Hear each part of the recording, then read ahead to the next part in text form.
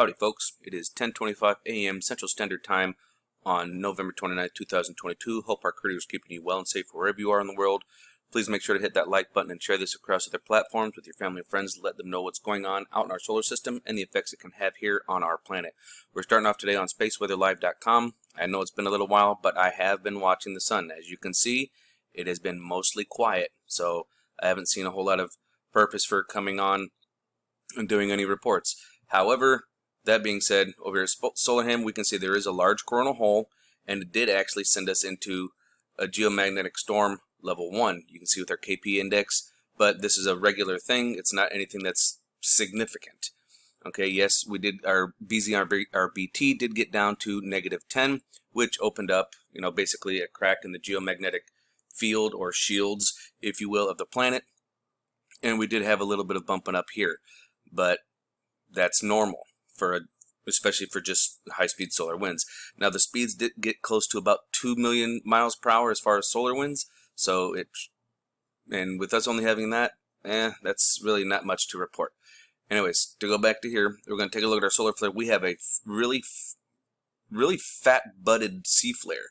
It peaked out, it looks like at 7.428, which isn't super significant, but she's got a fat butt. So with that being said, let's go take a look at ISWA. We're going to take a look at 304 angstroms of light. And this is our SDO, and this is GO16, both in 304. Now the first thing we're going to notice, I did want to bring this up, we have a large filament eruption right here on the eastern limb that is coming in our general direction. But it's not going to impact us. It actually is going off the eastern limb off this direction, and we're more over here. So we're not going to get any impacts from that. So as you can see, that was a pretty significant eruption of plasma, and that was just a plasma ribbon. Look at this, no flare with it whatsoever, just whoosh, just lifted off. But what we really want to look at, and that's that C flare that we saw, that I just showed you, is actually coming off over here.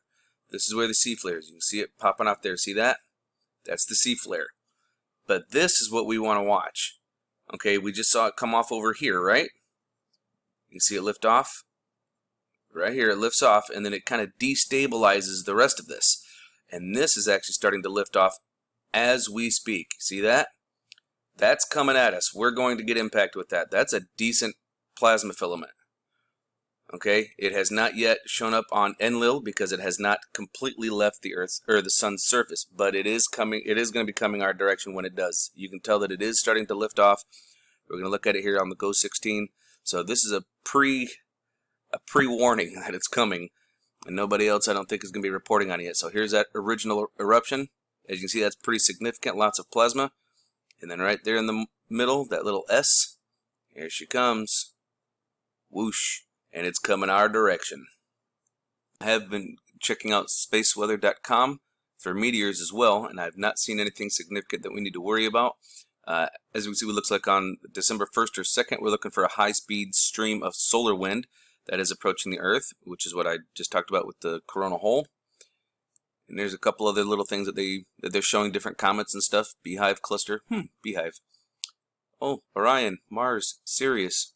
Those have been topics of discussion lately, haven't they? So anyways, coming down here, we can see that there's really not a whole lot that we have to worry about. As we come down here, this is today, the 29th.